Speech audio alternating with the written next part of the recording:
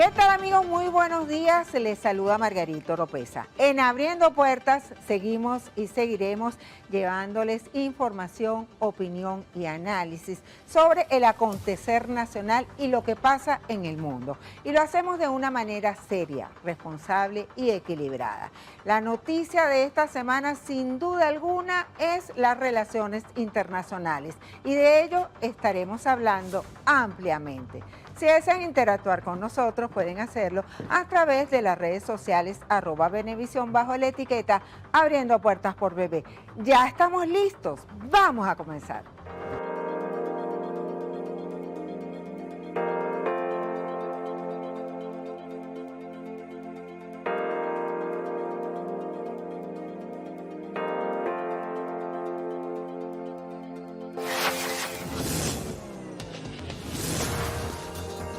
Abriendo Puertas.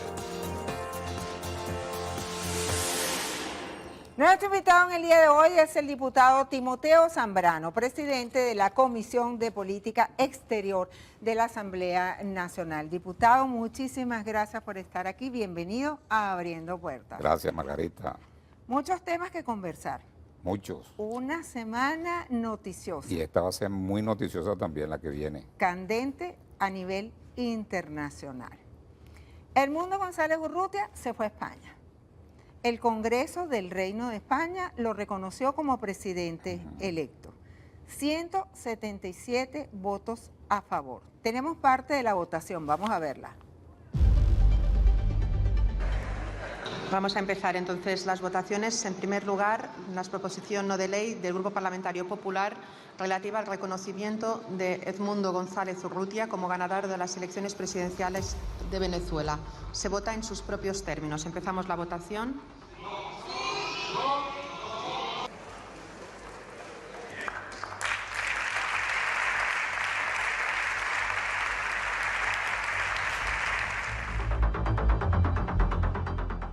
Diputado, ¿qué implica? ¿Qué significa esta decisión del Congreso de España? Bueno, yo creo que esa es una decisión a todas luces inconveniente, no fue una votación por consenso unánime, sino que por el contrario enfrenta a dos fracciones políticas, las mayoritarias, que es la derecha, que la representa el partido, el PP, los populares, y al Partido Socialista Obrero Español, que es el partido de gobierno, y usan el tema venezolano para la confrontación interna, es decir, la oposición española utiliza el tema venezolano para hacerle oposición al gobierno. Desde ese punto de vista es absolutamente inconveniente, porque además es inoficiosa, porque esa es una decisión que no es obligante al gobierno, pero genera una turbulencia importante porque el partido mayoritario de la oposición española, que es el PP, además utiliza también ese tema para enfrentar a Vox y ver, que es la ultraderecha, ver si él puede tener mayores niveles de aceptación para ganar unas elecciones. De tal manera que responde al tema interno, no responde a la realidad venezolana, y por otro lado es una injerencia absolutamente inaceptable por Venezuela. De tal manera que desde todo punto de vista es absolutamente inconveniente, genera un ruido importante en las relaciones binacionales entre el Reino de España y Venezuela, que a todas luces es inconveniente. Inmediatamente la Asamblea Nacional exhorta al Ejecutivo a romper relaciones diplomáticas, comerciales, consulares y hasta suspender los vuelos con España. Concretamente, el presidente de la Asamblea Nacional, Jorge Rodríguez, se dirigió a usted como presidente de esa comisión. Vamos a ver. Ciudadano presidente de la Comisión Permanente de Política Exterior y demás miembros de la Comisión de Política Exterior. Reúnanse de inmediato. Aprueben una resolución, que la plenaria apruebe de manera perentoria, instando al gobierno de la República Bolivariana de Venezuela para que se rompan de inmediato todas las relaciones diplomáticas, todas las relaciones comerciales, todas las relaciones consulares. Que se vayan de aquí todos los representantes de la delegación del gobierno del Reino de España y todos los consulados y todos los cónsules. Este es el atropello más brutal del Reino de España contra Venezuela desde los tiempos en que luchamos por nuestra independencia. ¿Quieren pelea? Queremos también. Queremos. Eso que hizo hoy el Congreso de los Diputados es equivalente a una declaración de guerra contra el pueblo de Venezuela y contra el gobierno legítimamente constituido de la República Bolivariana de Venezuela, y no lo vamos a aceptar. España y Venezuela establecieron relaciones en 1846. A lo largo de la historia han tenido sus altos, sus bajos, sus encontronazos, pero han sido superados. ¿Ya está lista la resolución? Bueno, como lo dice el reglamento, nosotros recibimos el mandato del presidente de la Asamblea en la comisión, le dimos entrada porque eso es lo que señala el reglamento, abrimos el debate en el día de ayer y estamos en sesión permanente, es decir, todavía no hemos trabajado en una resolución o un acuerdo, estamos en el debate normal en estos casos y yo espero que la próxima semana tengamos una resolución. En contrapartida, el líder de Vox, Partido de España, Santiago Abascal, amenaza a las autoridades de Venezuela en confiscar los bienes que ellos tienen en España. Es toma y dame. Bueno, a lo largo de todo este tiempo hemos observado cómo a Venezuela, como Estado, como país, le roban sus activos. No me extrañaría que este dirigente político, que es el jefe de la ultraderecha española, quiera ponerle mano a algunos activos que tiene Venezuela digo yo, la verdad que no lo sé, en Europa o en España. Pero eso es lo que tú ves, siempre contra los bienes nuestros, ¿no? Utilizan como burladero político un debate que no tiene nada que ver con los bienes, no tiene nada que ver con lo que tenga Venezuela donde lo tenga, porque el presidente de la República es el primer funcionario público del Estado, eso es así, pero el Estado tiene sus bienes que es de todos los venezolanos. Entonces, volvemos a ver que la intencionalidad que existe con el tema de Venezuela es la confrontación también de la ultraderecha con la derecha, es decir, del señor Abascal con el señor Feijóo, a ver quién tiene la supremacía de ese electorado que les vota en la derecha española. Y no es un problema de preocupación por Venezuela o por los venezolanos que viven allá, en lo absoluto. Es una maniobra política de utilizar un tema para hacer la oposición también al gobierno de Pedro Sánchez. Ahí tú lo ves, pues. Entonces, bueno, yo creo que la gente, los venezolanos que viven en España y los habitantes en Venezuela se pueden dar cuenta perfectamente qué es lo que persigue con esa injerencia que tienen en Venezuela, es quitarnos lo que nos puedan quitarnos. Que no va a ocurrir de paso, Margarita, porque, digamos, Venezuela ya está curada de espanto, ya sabemos lo único que... Y no se va a llegar al rompimiento de la relación. Bueno, digamos, hay un calor... Fueron llamados los embajadores a consulta de ambos países. Digamos que hay un calor en el debate parlamentario. Es decir, nosotros le estamos dando una respuesta al Parlamento español, es la reciprocidad, vamos a decir, la reciprocidad en el marco de la diplomacia parlamentaria. Le estamos respondiendo y le vamos a responder al Parlamento español, es así. Ahora, yo creo que deben haber contactos, eso es importante, veremos hacia los días que vienen, que también van a ser noticiosos, como te lo dije, porque la semana que viene, ahora esta semana que viene, la derecha española lleva la moción al Senado español, ellos tienen ahí mayoría suficiente, eso lo irán a aprobar, y luego también lo van a llevar porque la derecha Europea tiene mayoría en el Parlamento Europeo. Pero igual, digamos, eso no es obligatorio cumplimiento, no es vinculante con los gobiernos, pero tú notas que lo que hay es toda una maniobra, y que una maniobra que viene de Europa para tratar de reconocer el mundo como presidente de la República. Entonces, bueno, es meternos de nuevo en el Guaidó 2.0. Bueno, que por cierto, los españoles saben de eso, porque en la época de Franco ellos tuvieron varios presidentes en el exilio, ¿no? que los elegían en el exilio. Saben que eso es absolutamente ineficiente.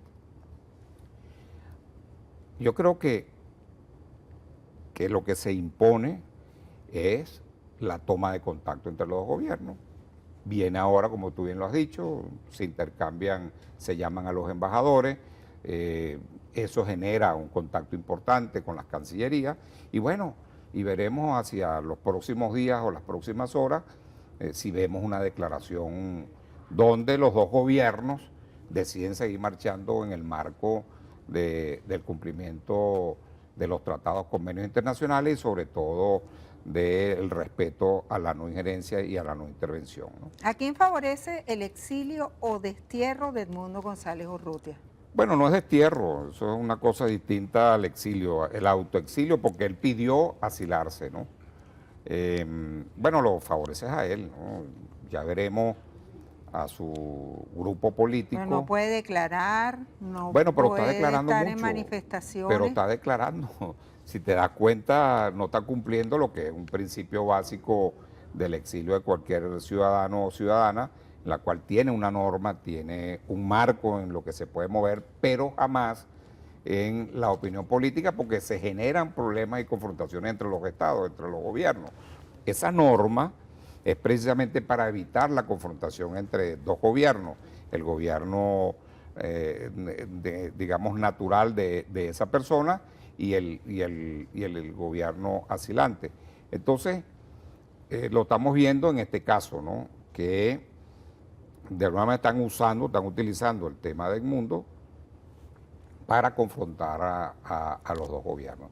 Yo espero que esa toma de contacto nos lleve a tener en el corto plazo un acuerdo donde sigamos adelante y que continúen esas relaciones, que no perturbe las relaciones, ¿no? Superar el Porque impasse. también es verdad, Margarita, que el Partido Socialista Obrero Español estuvo bastante bien en el debate, votaron en contra, no fue que se abstuvieron, votaron en contra. Entonces, bueno, eso es un elemento importante a tomar en cuenta. Y creo que al final ambos gobiernos,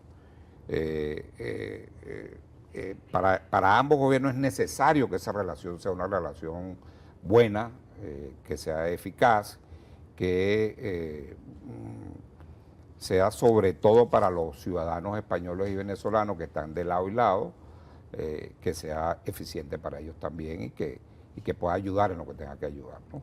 Ahora, hay que entender también lo siguiente, Venezuela está siendo de nuevo sitiada, por lo tanto, Venezuela tiene que responder en el plano que tenga que responder, ¿no? Si el Parlamento español va a seguir por esa senda, aplicando una mayoría de la derecha contra el país, nosotros tendremos que responder y Venezuela tendrá que ser comprensiva sobre eso y la comunidad internacional tendríamos que responder. Hay que responder porque eso es inaceptable lo que ellos, por una coyuntura política en su propio país, en una política interna, usen el tema venezolano para la confrontación interna en España. Vamos a repasar las relaciones entre Venezuela con sus vecinos, Colombia y Brasil. Los presidentes Lula da Silva y Gustavo Petro han sido, si se quiere, un poco duros con su homólogo venezolano. Han insistido en que se publiquen las actas. ¿Cómo ha visto la posición de estos dos mandatarios, vecinos de Venezuela? Mira, Margarita, que estoy observando, y buena la pregunta, porque hay como una especie de derechización del discurso sobre Venezuela. Entonces hay que tener cuidado, ¿no? Que tú tengas esa coincidencia con esos factores internacionales que lo que quieren es intervenir en Venezuela. Fíjate tú que hoy en día... ¿Hay injerencia por no, parte bueno, de estos países. Que hay que tener cuidado. Fíjate que ayer o antier, Petro denuncia un golpe, que se fragua un golpe de Estado contra él. Lo que ha venido pasando en Brasil no es poca cosa también, como una empresa transnacional como la empresa X de Elon Musk, bueno, enfrentado al tribunal y no aceptando las decisiones del Tribunal Supremo de Brasil.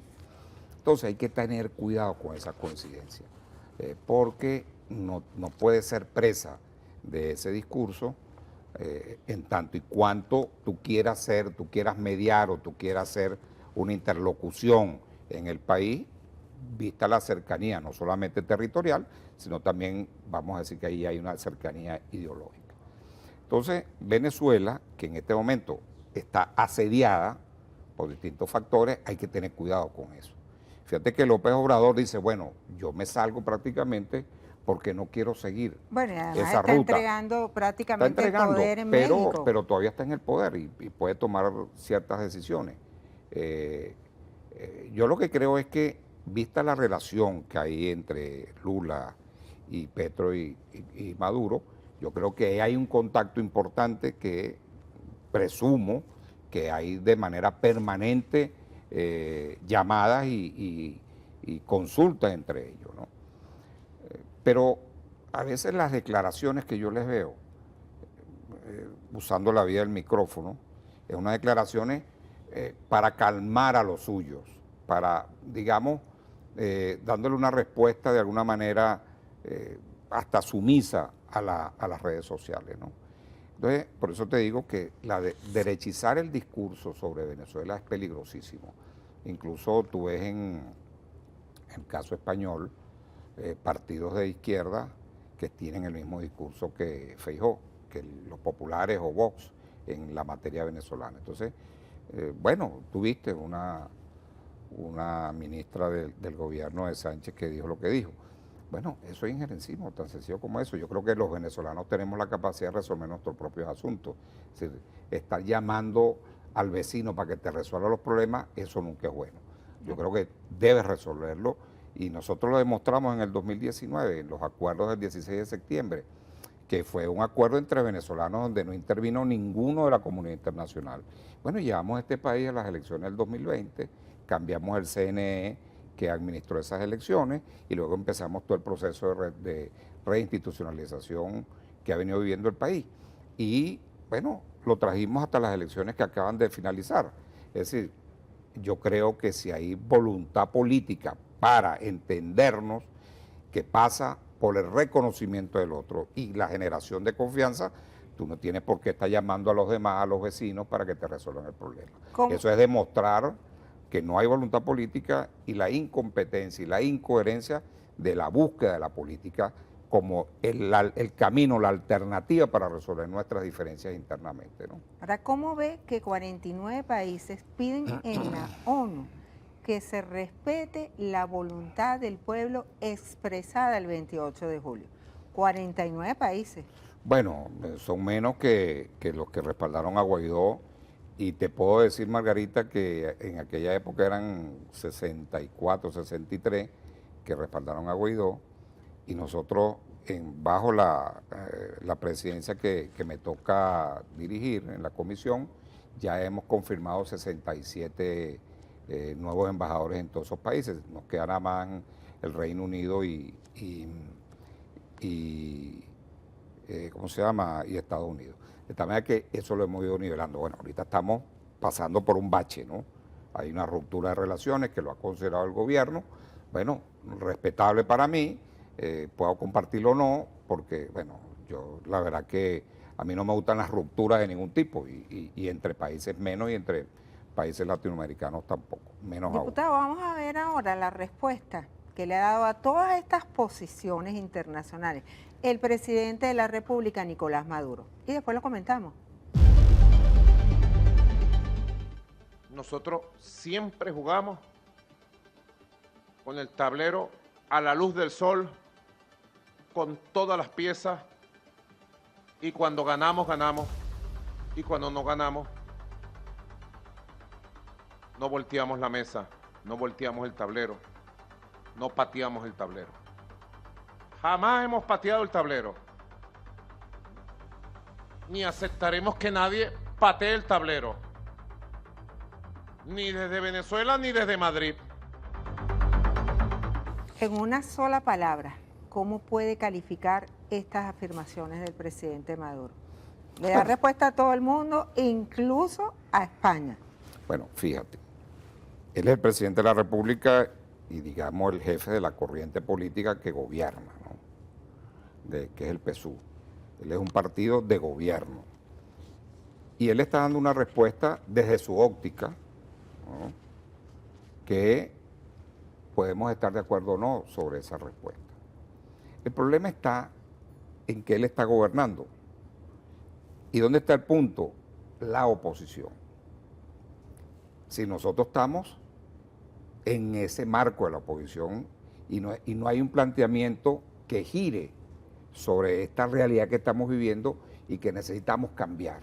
Cambiar desde el punto de vista de la ruta electoral, de la ruta democrática. Es decir, de verdad, esa es la ruta de verdad. No utilizar la ruta electoral o unas elecciones como burladero para generar y regresarnos al conflicto que es lo que está ocurriendo. Eso es lo que está ocurriendo. Yo recuerdo en un programa que tuve aquí contigo, el último programa que tuve, donde yo hablaba de eso, de la ruta electoral, que era necesario, pero que había que tener cuidado de partidos que usaran esta ruta para regresarnos al conflicto, porque estábamos viviendo una normalidad política. Bueno, eso ha pasado. Yo creo que le corresponde al liderazgo político opositor replantearse claramente la ruta que quiere. Y ahí hay un tema que es clave, el tutelaje norteamericano.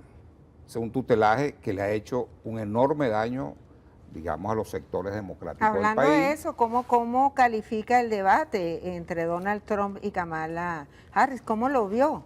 Bueno, ¿Quién ganó? Bueno, para mí ganó evidentemente Kamala. Ella habla de dos temas, introduce dos temas importantes. Bueno, introdujo muchos, ¿no? Pero yo me quedo con dos que son, a mi juicio, importantes, que tiene que ver con la normalidad política de los Estados Unidos, que es importante. Uno, acusa a Donald Trump de instigar al odio, a la violencia política, a la inestabilidad, de tratar de eliminar derechos progresistas que usufructa la sociedad norteamericana, y frente a eso ella replantea un tema que es importantísimo en el seno de la sociedad norteamericana, que tiene que ver con la reconciliación de ese país, que le dé estabilidad a ese país y que puedan gobernar. Y de alguna manera, si eso ocurre, sin duda alguna se va a reflejar en su política exterior. ¿Cómo visualiza las relaciones entre Venezuela y Estados Unidos después del 5 de noviembre? Bueno, yo aspiro que sean unas relaciones normales, de respeto, que levanten las sanciones, aunque tú sabes, Margarita, que soy un convencido que las sanciones se hicieron para no levantarlas nunca. Eso me he cansado de decirlo hasta la saciedad y esa es la política de las sanciones. ¿Continuaríamos así con un alivio o pueden endurecer las sanciones? Yo creo que geopolíticamente habrán alivios por la vía de las licencias. Ellos requieren del petróleo venezolano, no por otras razones, no quieren inestabilidad, si se quiere, en la región, y fíjate que en ese debate de Kamala y Donald Trump, el tema del fracking petrolero, fue duro ese debate, de tal manera que ya hoy en día Estados Unidos no lo tiene, por lo tanto hay una producción más limitada y requieren del petróleo venezolano, que además está muy cerca y le da mayor seguridad a los Estados Unidos que el petróleo del Medio Oriente. Tenemos muchas preguntas muchas, y queremos avanzar. Sí. El Departamento del Tesoro de Estados Unidos acaba de sancionar a 16 funcionarios públicos, entre ellos la presidenta del Tribunal Supremo de Justicia, a militares, a policías. ¿Qué opinión le merece esta decisión? No, yo estoy en contra de las sanciones y las he rechazado abiertamente desde que esa política desde esa petición de sectores radicales venezolanos opositores, la empezaron a pedir. Fíjate, es extremadamente grave porque Estados Unidos, que pudiera jugar un papel, se inhabilita con meterle sanciones o dictarle sanciones a esa cantidad de individualidades. Porque además, a veces yo oigo que la gente dice, bueno, pero eso son sanciones individuales. No, pero es que esos individuales, imagínate, la presidenta del Tribunal Supremo de Justicia, o sea, ¿cómo? Que no va a afectar el tema institucional, claro que lo afecta. Entonces, no puedo estar de acuerdo. Yo creo que Estados Unidos tiene que parar la política, la maquinaria de sanciones, porque ya hoy en día hay voces en el mismo sector político de los Estados Unidos que plantean que las sanciones les está creando un problema económico o un problema a la economía norteamericana, como le ha ocurrido, por ejemplo, en Alemania con las sanciones a Rusia. Es decir, yo creo que esa política de sanciones puede terminarse más rápido de lo que creemos, no por una voluntad política de la administración norteamericana, sino por una realidad económica de cómo les afecta al aparato productivo norteamericano. Esta semana vimos un contrapunteo entre funcionarios del gobierno venezolano y de República Dominicana. Concretamente, el ministro Diosdado Cabello le pidió a República Dominicana, a Luis Abinader, devolver los dólares que le deben a la República. Vamos a ver parte de estas afirmaciones. Pague primero los 350 millones de dólares, Abinader, que le debe a Venezuela en petróleo para que tú tengas moral para hablar del pueblo de Venezuela. 350 millones de dólares nos debe República Dominicana. Nosotros no hemos comprado medio galón de petróleo a Venezuela desde que soy presidente de la República. No hemos comprado medio galón. Pero la deuda la tiene el Estado pero Abinader dominicano. dice que la deuda no se ha contraído durante su gobierno. Pero eso no tiene nada que ver. Eso es una deuda del Estado dominicano. ¿Cómo que no va a responder por la deuda del Estado dominicano? O sea que todo el que le presta a Dominicana, digamos, si no paga a Dominicana la deuda en un gobierno, no va para los sucesivos gobiernos. Es una deuda pública. Es una deuda contraída. Clara, contraída. ¿Usted cree que debe reactivarse de nuevo Barbados? Es decir, las negociaciones, las conversaciones entre el gobierno y la oposición, ¿o ya es imposible? Bueno, el esquema Barbados no creo, porque era muy limitado, ¿no? Yo creo que tiene que haber una nueva negociación, como te decía, no a partir del conflicto, sino a partir de la economía. Y tiene que ser una negociación amplia, una negociación incluyente, donde tengamos un acuerdo que implique un pacto nacional o un pacto de Estado con 5 o 6 grandes materias que nos permitan a 10, 15 o 20 años tener estabilidad, gobernabilidad y alternabilidad. Yo creo que tenemos que ser capaces de armar esta propuesta de negociación que seguro estoy que le cambiará el rostro del país. En este momento, ¿qué debe hacer el presidente de la República, Nicolás Maduro, para bajar las aguas con estos países? ¿Llueve y escampa? Sí, bueno, eso es correcto, llueve y escampa.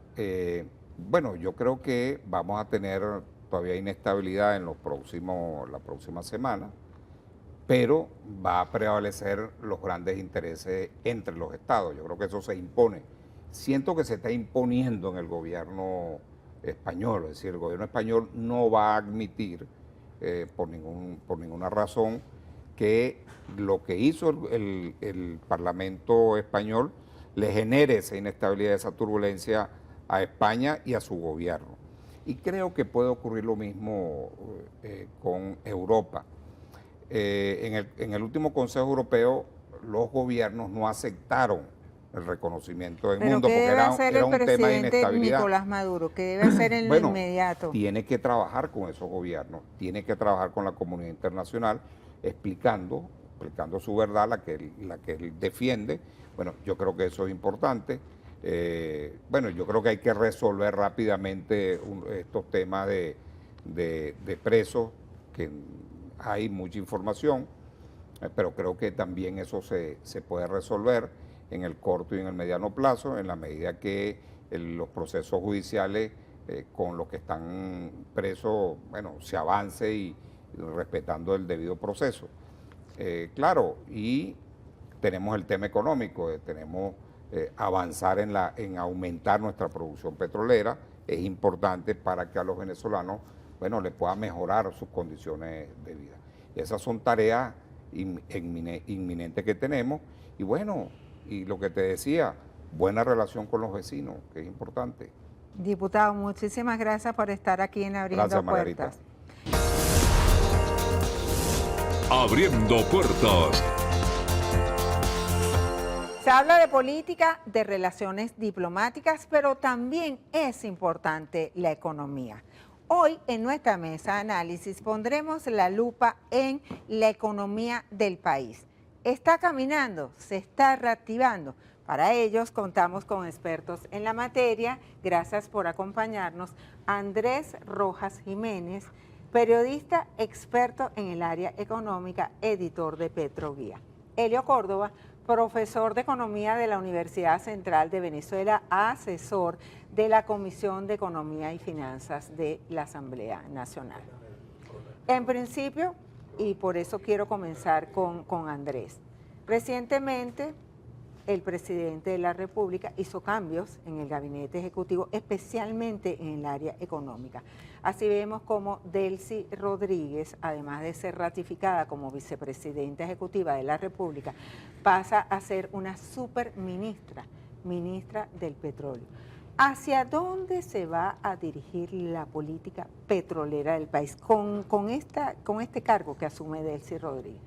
Bueno, recordemos que Delcy Rodríguez tenía también anteriormente el doble cargo porque estaba encargada de la cartera de Economía y Finanzas y ahora pasa a esta posición. Ella ya había estado dentro de la División Internacional de Petróleos de Venezuela y uno, digamos, dentro de lo que recoge en las reacciones, sobre todo en los gremios empresariales, es que dada la buena relación que ella hizo como vicepresidenta y responsable de las finanzas públicas con los gremios, digamos, económicos, háblese de cámaras, con industria principalmente, uno cabría suponer que eso va a ocurrir también ahora al frente del sector de los hidrocarburos en un momento clave, tomando en cuenta pues que todavía persisten sanciones, sobre todo por parte de Estados Unidos, aunque con licencia, pero donde se requieren importantes reformas legales que apuntarían justamente a una mayor participación privada dentro del ámbito de los hidrocarburos. ¿Cuáles serían esas reformas legales? Por ejemplo, hay una que han demandado muchísimo los gremios que tiene que ver con la ley que estatizó los servicios conexos con el sector primario de los hidrocarburos. Eso fue una ley que se aprobó en el año 2009 por parte del presidente Chávez y dejó, digamos, prácticamente en manos de PDVSA todo lo que tiene que ver con servicios conexos. Ese es un punto de medular.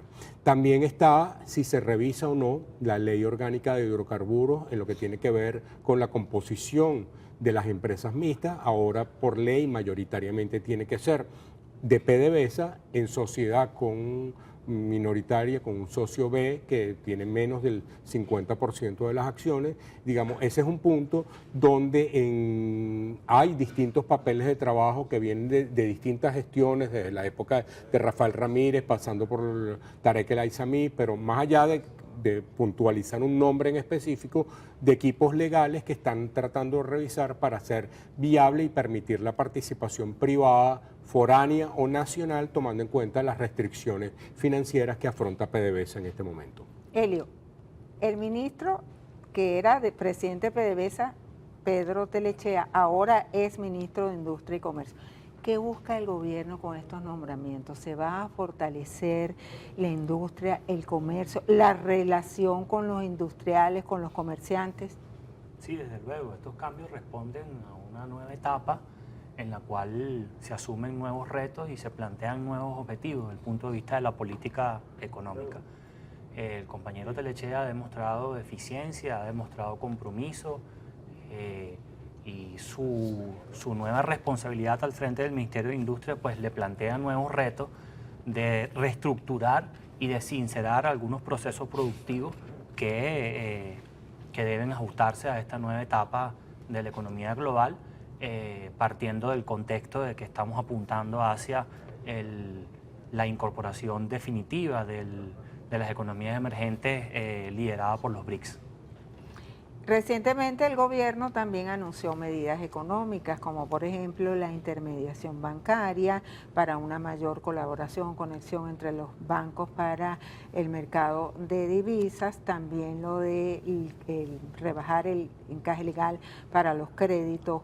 ¿Ves como positivas estas medidas?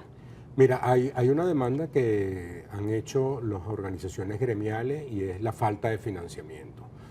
Recordemos que el Ejecutivo Nacional, dentro de un esquema que todavía era de control de cambios, adoptó un incremento en el encaje legal como una manera de restringir el uso de los préstamos o de los créditos para el mercado de divisas. Ya hoy día no tenemos un control de cambios, es un poco lo que se demanda, o una reactivación de la cartera crediticia.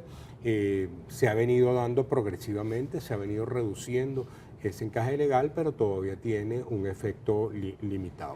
Hay un elemento adicional que quisiera mencionar, Margarita, con respecto a cuando hablábamos de la designación de Delcy Rodríguez y el rol que ella juegue, tomando en cuenta que el país desde el año 2017 no atiende sus compromisos de deuda externa y buena parte de esas obligaciones financieras tienen que ver con PDVSA. Entonces, ahí hay otro tema, otro reto que se le plantea a ella, en este caso dentro de un esquema de dupla donde ella está al frente del Ministerio del Petróleo y tenemos a Héctor Obregón, al frente de la presidencia de PDVSA. Ahora, Helio, el encaje legal. ¿A qué tasa debería situarse el encaje legal para que sea atractivo para las empresas, para los consumidores, de solicitar un crédito? Y también hay que ver las posibilidades de los bancos, ¿no? Sí, correcto. Yo creo que es importante contextualizar estas medidas que se han venido tomando, que tú muy bien señalas, en el marco pues de una política de consenso que ha venido implementando el gobierno del presidente Nicolás Maduro, a partir de aperturar espacios para el diálogo permanente con los distintos sectores. Y de allí se va retroalimentando la política económica. Es decir, esto es resultado de un proceso de consulta con el gremio empresarial, con el gremio de los trabajadores, con los diferentes gremios que hacen vida en la administración, en la vida pública nacional. De tal forma que esto trae por objeto, en una fase de crecimiento económico, robustecer, consolidar el crecimiento a partir de, el estímulo de la demanda agregada por el acceso al crédito para estimular la producción nacional. ¿Y hacia eso va el gobierno nacional? Bueno, los indicadores, afortunadamente ya tenemos datos que ha venido publicando el Banco Central en términos de inflación y de Producto Interno Bruto, y donde ya no es una hipótesis ni es un hecho subjetivo, ya es un hecho objetivo que se puede corroborar y medir.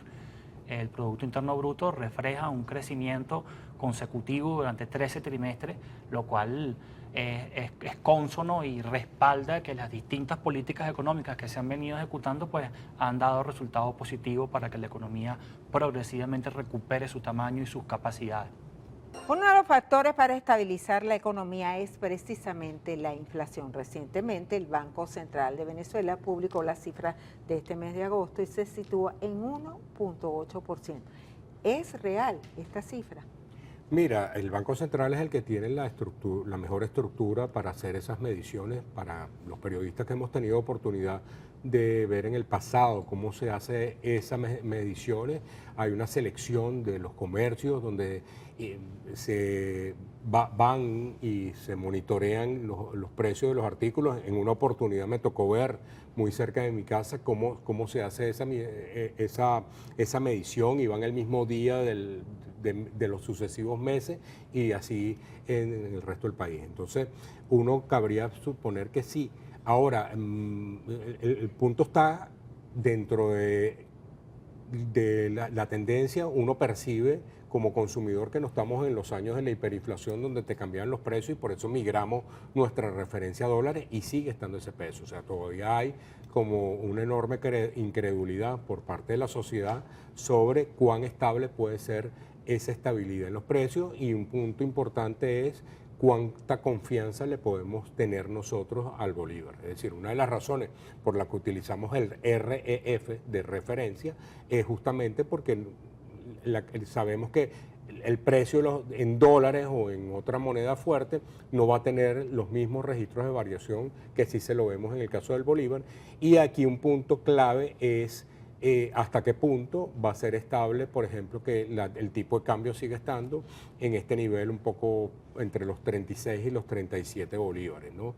Eso va a ser estable, sobre todo cuando se empiezan a ampliar la brecha con respecto al tipo de cambio paralelo. Y porque el venezolano sabe que en el pasado la única herramienta que han tenido los gobiernos ha sido el tipo de cambio. Pareciera que no existiría dentro del abanico de opciones otras estrategias, otras líneas de acción. Entonces habrá que ver hasta qué punto eso es sostenible en el tiempo y que se vaya reduciendo para lograr tener una inflación de un dígito como tienen la mayoría de los países. Ahora, ¿cómo frenar, y se lo pregunto a los dos, esta brecha entre el dólar oficial y el dólar paralelo? Consumidores, empresas, comerciantes han manifestado su preocupación en los últimos días por esta brecha, porque si se quiere es un descalabro en la economía del bolsillo de cada venezolano y en la economía de las empresas, de las industrias. Sí, Helio. Indiscutiblemente este es un punto medular. En mi criterio, a partir del año 2018, cuando se anuncia el programa de recuperación y crecimiento económico, se toman un conjunto de medidas y estamos frente a una política económica que ha venido dando resultados, una política económica consistente, una política económica que progresivamente ha venido restaurando los equilibrios macroeconómicos. Si recordamos de dónde venimos, una economía que ha perdido 3/4 partes de su tamaño, atravesó un proceso de hiperinflación, 10.000% interanual, es decir, algo inexplicable. Logramos superar esa etapa, estabilizamos la economía y nos encontramos en una fase de crecimiento. ¿Qué pasa? La principal fuente de ingreso de esta economía es la venta de petróleo del resto del mundo. Al existir las medidas coercitivas unilaterales, afectan, restringen, limitan nuestra venta de petróleo al resto del mundo y en consecuencia impactan de manera significativa en los ingresos de la nación. Al no contar con ingresos sólidos que contribuyen a estabilizar las reservas internacionales, tienes allí un problema estructural de funcionamiento, que es, digamos, la razón de ser de estas medidas coercitivas unilaterales que indiscutiblemente son un crimen y es reconocido por todos los sectores de la sociedad venezolana. Hoy en día se ha logrado encontrar una estrategia de funcionamiento que a partir de no solo de la venta de petróleo, sino de la reactivación de un conjunto de sectores no petroleros, eso de sembrar el petróleo o lo que, era una consigna trillada. ¿Cómo cuál? ¿El turismo? Tenemos el turismo, tenemos la agricultura que ha venido, ahí publicó el Banco Central el Producto Interno Bruto desagregado por sectores económicos y cuando vemos el comportamiento de la actividad no petrolera y buscamos la agricultura, pues tiene un desempeño muy notable. Vemos la construcción, vemos la actividad comercial y también vemos un crecimiento del 27% de la actividad bancaria, que en condiciones, de encaje legal y todo esto que ellos han venido manifestando como un obstáculo, pues nos invita a reflexionar qué está pasando allí, cómo crece un sector al 22% y tiene un obstáculo con el encaje legal. Es un tema para reflexionar. Andrés, el gobierno anunció un récord en la recaudación tributaria del pasado mes de 209%. ¿Ahí están contemplados también los ingresos petroleros? No, siempre la recaudación petrolera se paga distinta a la no petrolera, que es básicamente la que hace el CENIAT a través de el principal contribuyente no petrolero, es el impuesto al valor agregado. Después está el impuesto sobre la renta. Desconocemos cuál es la cifra que se está recaudando por este recién impuesto creado para el tema de las pensiones y cuál ha sido su uso. Y en el tema petrolero, Margarita, hay un tema clave ahorita y es la oferta en divisas que están haciendo las empresas socias de PDVSA. Es decir, los distintos economistas, no sé cuál sea el cálculo que tenga Helio, pero hablan de que alrededor en promedio estamos estamos teniendo una oferta de divisa de 200 millones de dólares al mes, básicamente por la venta de divisa por parte de Chevron, Repsol, Maurel & Prom, que son básicamente los tres actores que han tenido la licencia del Departamento del Tesoro para tener acuerdos con PDVSA. Y este punto es bien importante en este momento, tomando en cuenta pues, la situación política y cómo eso está vinculado a la política de sanciones. Es decir, sin lugar a duda, si no se contara con esa oferta de divisa, no es que sea la única, pero si no se contara con esa oferta de divisa, las restricciones y la severidad sobre el tema económico serían enormemente críticos. El presidente Maduro ha anunciado que a finales de este año habría un crecimiento económico importante. Vamos a ver el siguiente video y después lo comentamos. El Fondo Monetario Internacional decía, más o menos estimaba un 4% de crecimiento este año. Ya es mucho decir que lo diga el Fondo Monetario. Por favor. ¿Ah? Qué desprestigio para nosotros. ¿Ah? La CEPAL, que sí es una institución muy respetada, hablaba de 4.5. Resulta que el primer semestre fue 8.7. Y yo te puedo decir que es la economía real, la economía que produce bienes, servicios, riqueza. Además hay otro elemento, además de la estabilidad cambiaria, la derrota de la hiperinflación. Vamos a tener la inflación más baja este año de los últimos 18 años. La inflación global anualizada. La inflación más baja en los últimos años. Sí. ¿Sí concuerdas con Sí, esas afirmaciones del presidente Maduro? Sí, en ese sentido sí, tomando en cuenta que, digamos, si bien los años de hiperinflación fueron el 18, 17, 19 también, previamente ya teníamos a tasas altas, es decir, prácticamente llevamos 10 años con tasas elevadas de inflación si uno se compara con el resto de los países, que no es suficiente si uno ve que otros países de América Latina tienen tasas de inflación de menos del 10% anual, ¿no? Estamos hablando. Elio, esas son las proyecciones, Sí, incluso en la Comisión de Economía y Finanzas de la Asamblea Nacional. Sí, desde luego, las cifras de inflación demuestran un proceso de desaceleración sostenida que es la expresión de un conjunto de estrategias y de políticas económicas que se han venido implementando, entre ellas el control del tipo de cambio a partir de un mecanismo que es muy poco conversado y que es expresión de una nueva cultura que se está consolidando en el modelo económico venezolano que emerge con fuerza. Los actores privados están participando en incorporar, en nutrir esa oferta de divisas en el mercado cambiario. Ya no es nada más una tarea del Banco Central de Venezuela. Desde luego que buena parte, el grueso de lo que se ofrece en esas mesas de cambio viene del Banco Central de Venezuela, pero buena parte del sector privado también está colocando sus divisas allí para alimentar pues la oferta de divisas, y eso ha contribuido a restarle presión al tipo de cambio, y por eso vemos a lo largo de todo el año tenemos un tipo de cambio estable, a excepción de esta coyuntura que tiene, digamos, está asignada por profundos elementos políticos que básicamente es el desconocimiento de un grupo de extrema derecha sobre los resultados electorales de las pasadas elecciones presidenciales. ¿La eliminación de los billetes de baja denominación era necesaria? Teníamos unos conos monetarios que estaban circulando de la vieja denominación todavía, y hay un punto importante, sobre todo para una parte de la población que se maneja en efectivo. Eso en cierta manera fue suplido pues, por el pago móvil. Es impresionante y todos los estudios así lo indican. Hablo, por ejemplo, los que ha hecho los propios gremios, firmas como Ecoanalítica, que hablan sobre el repunte del uso del pago móvil, pero luego tenías buena parte de la población que se veía en la necesidad de utilizar el billete de $1 o el billete de $5. Entonces, digamos, lo que ha venido en cierta manera tratando de hacerse, por lo que uno percibe, es buscando solventar esos vacíos que sobre todo el sector informal requiere para cubrir el tema del efectivo. Sin embargo, fíjate, yo cuando uno va al estado Táchira, uno va a los estados fronterizos andinos, hay un predominio en el uso del peso colombiano, ¿no?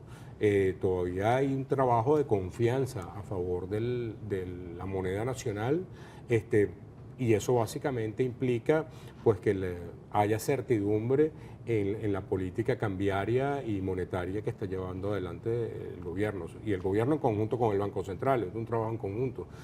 Si eso no se logra, pues todavía falta mucho.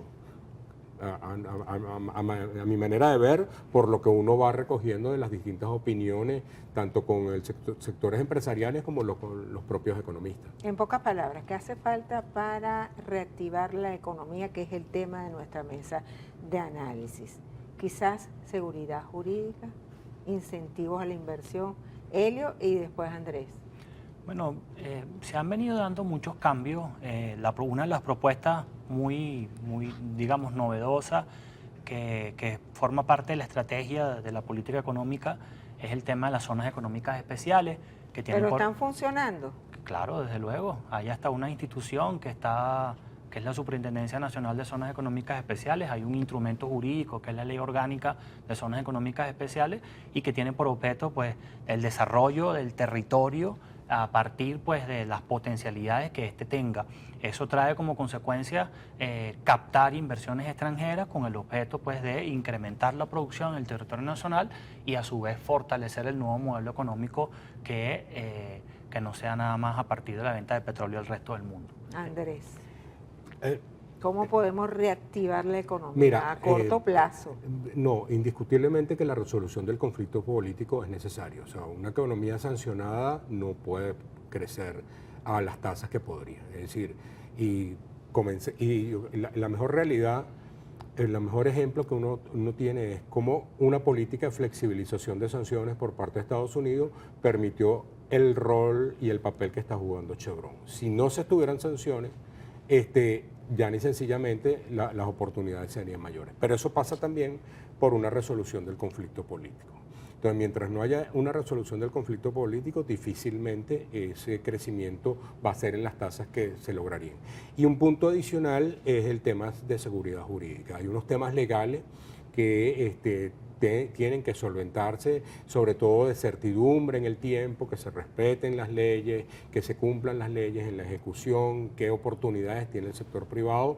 Es decir, se ha venido avanzando, por ejemplo, en un acercamiento público-privado en el respeto del derecho a la propiedad, pero todavía persisten los temores de cuando se llevaron adelante todas las políticas de expropiaciones.